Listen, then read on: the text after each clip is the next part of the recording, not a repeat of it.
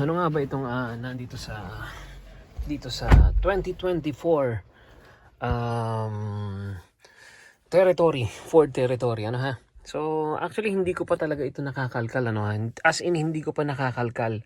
Pero yun lang abot ng aking ng aking ng aking nasubukan. So buksan natin yung makina. So ano na siya? As in isang dot-dot mo lang, ano ha. So yun yung screen niya, oh. Laki ng screen, oh. So before kasi yung first generation, kalahati lang nito. So itong second generation, yung pinalaki na nila yung dashboard na niya, yung kanyang screen, ano ha.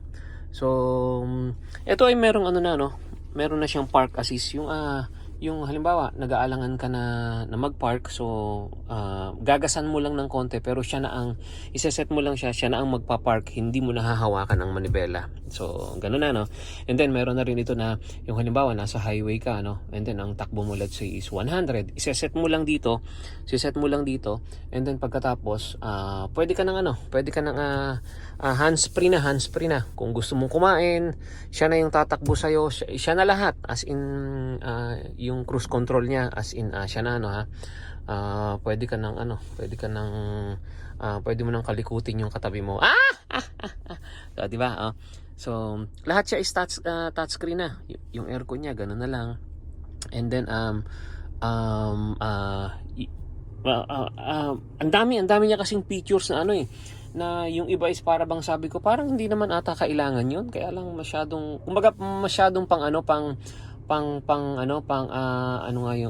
hindi pang millennial, pang yung mga bata ngayon. 'Di ba? Yung pang ngayon na. And then meron na rin siya na para sa iPhone, yung ipapatong mo na lang and then magcha-charge na siya. And then nandito yung kanyang lagayan ng tawag dito, ng drinks, ganyan.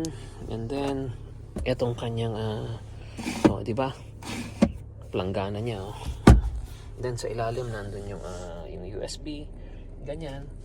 Then yung kanyang control panel niya, it's actually hindi ko pa alam yung iba. Volume, dami, hindi ko ano pang alam yung iba. Siyempre yung kanyang mga side mirror na tilt down, tilt up na, etc. And then itong sa taas niya, kung gusto mong kausapin, sasagutin ka na rin yan. And then ano pa ba, may camera na rin siya. Actually hindi ito yung top of the line. Ang top of the line is yung Nissan Territory, yung Titanium X. Ito is titanium lang, ano ha. Kasi sabi ko, naisip ko, hindi naman kailangan ng hindi naman kailangan ang tawag dito, yung roof sa taas.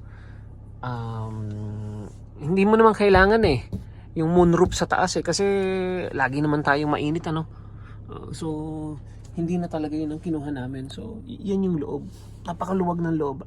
5-seater lang nga pala ito, 5-seater lang ito. So napakaluwag ng likuran, ano ha. So ano bang meron pa dito? Wala, yung mga pangkaraniwan din lang.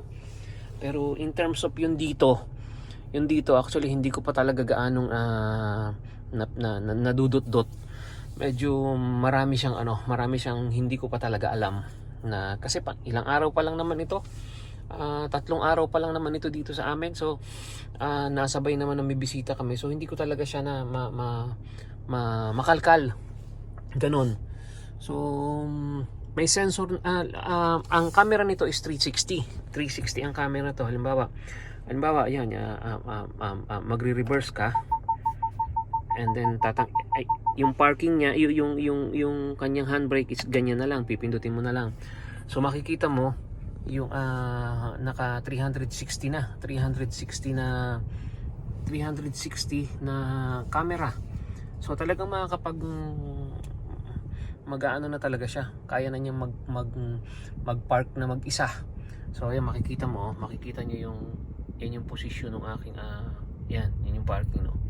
So pinakikita niya kasi nga 360 na yan yun, kita mo talaga yung kaliwa, yung kanan, etc. No, ha? So ayan, and then kapati yung likod, oh, kitang kita yung aking dadaanan. So madami pa, as in, napakarami pa, pati yung upuan nito, yung sa likodan, yung basta iba na mga pindutan eh, para bumukol to, para bumukol to, para bumukol tong side, para bumukol tong puwet mo. May heater na rin siya, etc. So ano pa ba, sa likuran is meron siyang yan, may aircon at saka kita ba, at saka USB port yan. And then ano pa nga ba, yun, ito yung ilaw niya, etc. Ito yung lagayan ng salamin, etc. So ano pa nga bang meron dito? Labas tayo, punta tayo dito sa may likuran. Napakita ko na to eh.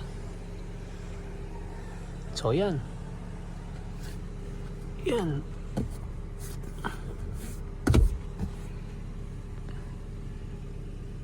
So yan lang ha.